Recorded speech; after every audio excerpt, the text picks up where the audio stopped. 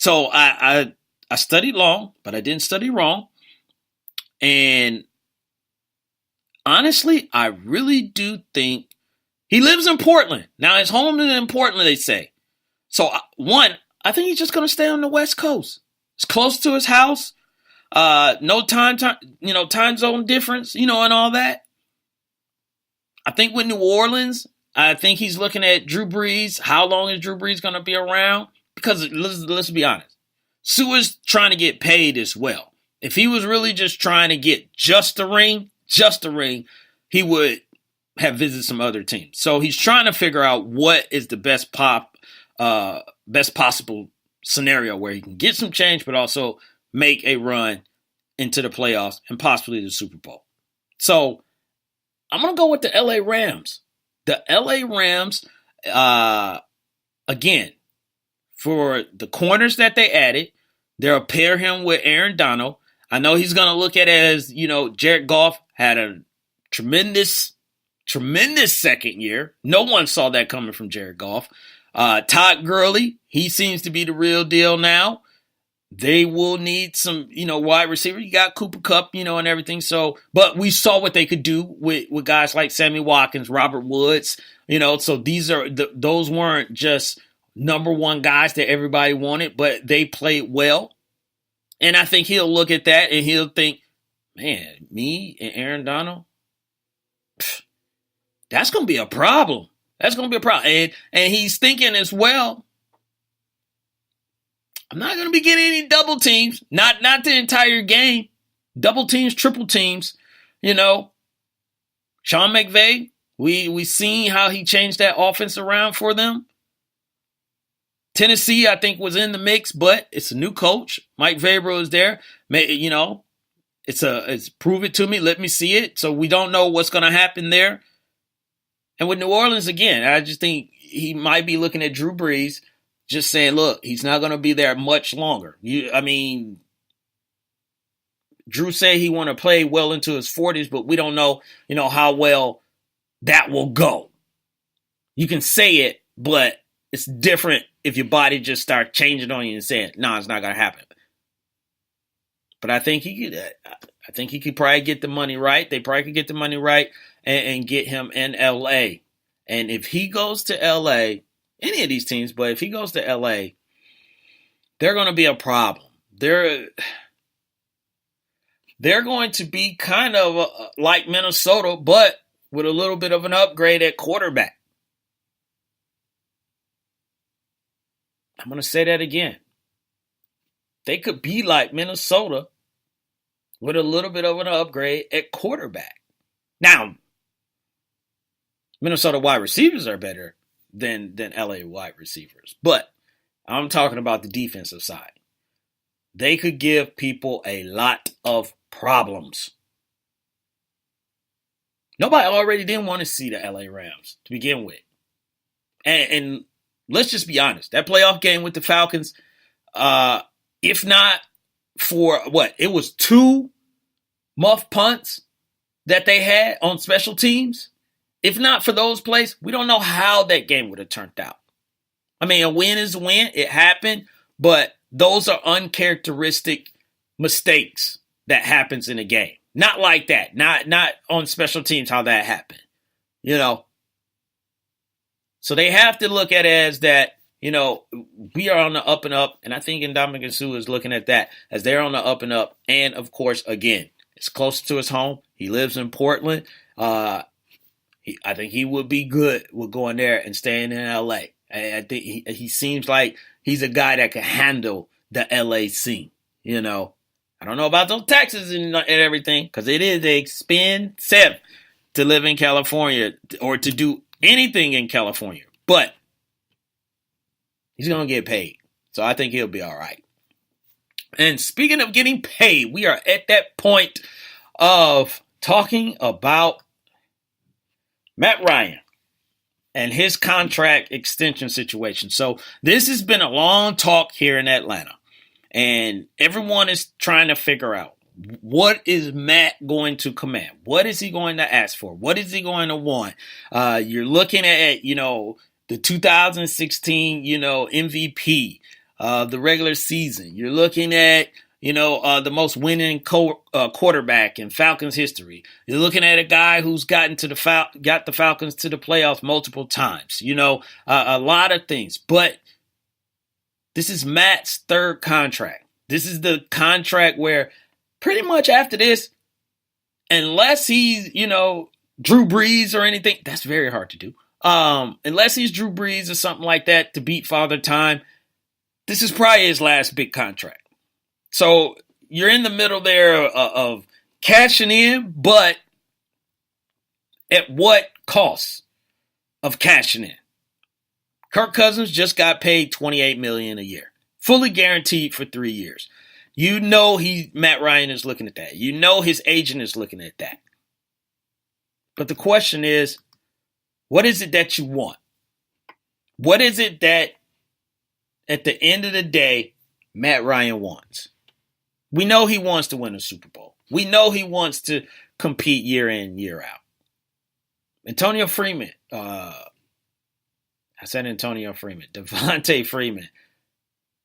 got paid. He got his money. Tevin Coleman, you got to think he's not going to be there much longer. If he plays like he's been playing, someone is going to want him as a starting running back on their team, and the Falcons are not going to be able to pay him. Julio got paid. They got some guys that's on, rookie deals, but they're going to be coming off that. And I look at teams like where Dan Quinn came from, the Seahawks. We see what they're going through now. They had a lot of young players, balled out, and of course, just naturally, everyone wants to get paid.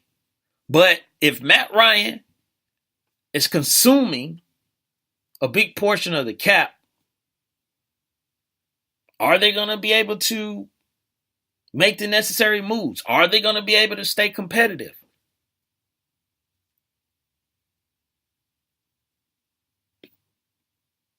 That's the question.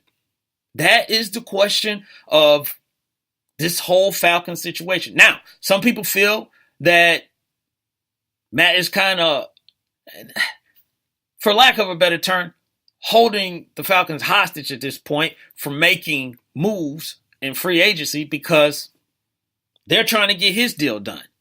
They're trying to get a number with him completed.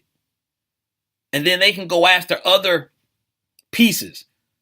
And the Falcons really need to do this sooner than later, if you ask me. Dontari Poe left. He went to the Panthers. Adrian Claiborne, he went to the Patriots. He was not going to get what he got with the Patriots here in Atlanta.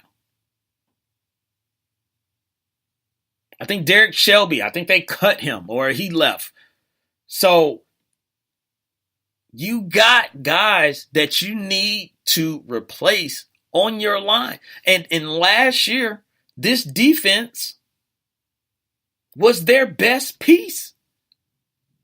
The defense is what made all the difference in the Falcons' success. It was not the offense. So I'm not going to knock Matt if he decides I want $30 million and they're going to give him $30 million, that's fine. But if you leave $2 left to sign me and Lopan to be your interior lineman and all that stuff, that's what you're going to get.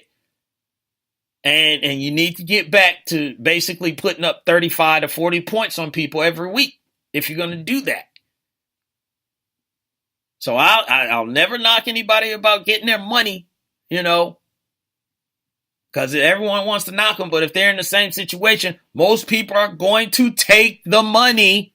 They're not going to turn it down, especially Madden's making $19 million right now. So if he gets anywhere close to Kirk Cousins' average annual salary, we're talking almost a $10 million increase. He's not trying to take one. He's not trying to take a $2 million increase.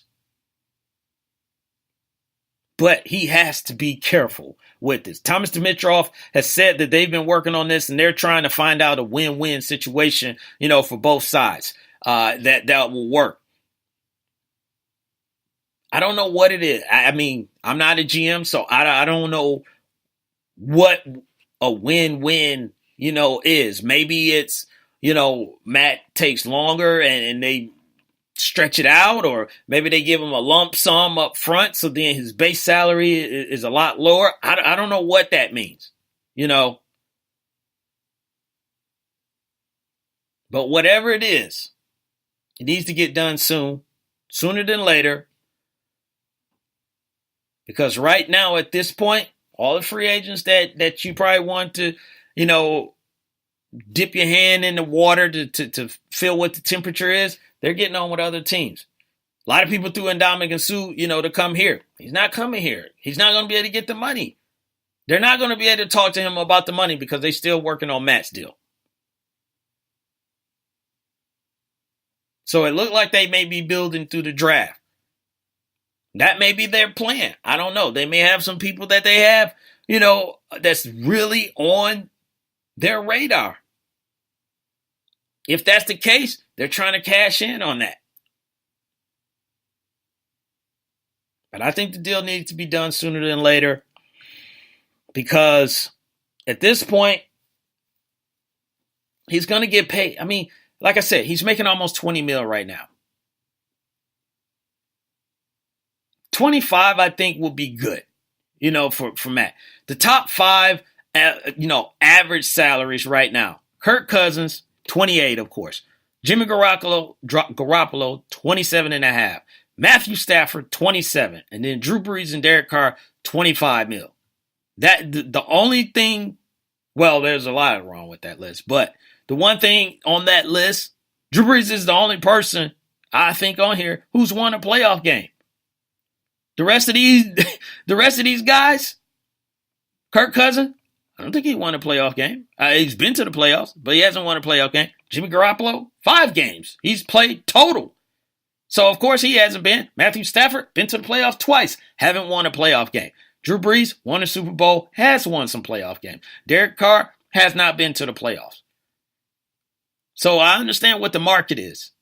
But you got to be careful, with the market. So, whatever win-win is, I need them to figure that out. Figure it out. Get it done sooner than later. Sooner than later. So we'll get off Matt Ryan because he's going to get paid. So we'll finish up with our NFL talk for right now about the NFL league office. Now, we were talking about, and we're going to talk about this later, about this whole, rule changes that they're talking about. But one of the rule changes that they're engaging in or thinking about moving into is that they're thinking about letting league offices eject players. And I'm going to say that again. The league office, not the refs that's on the field. Well, I mean, the refs still can, but involving league office to eject players. So this is on the score. They were talking about the NFL Competition Committee is set to propose a rule to owners that would allow officials at the league office in New York to eject a player who commits egregious non-football acts in games. And this is NFL Vice President Troy Vincent talking to Jared Bell of USA Today Sports. I don't know how I feel about that. I think the refs do a fairly good job as far as controlling the game, controlling tempers, not having the itchy trigger finger. Because, see, that's what scares me, is that someone's going to be in the league office and they're going to be trying to gauge what's going on. You're not on the field. You're not there to hear the conversation between the players. You're not there on the field to understand maybe what led up to what they're doing.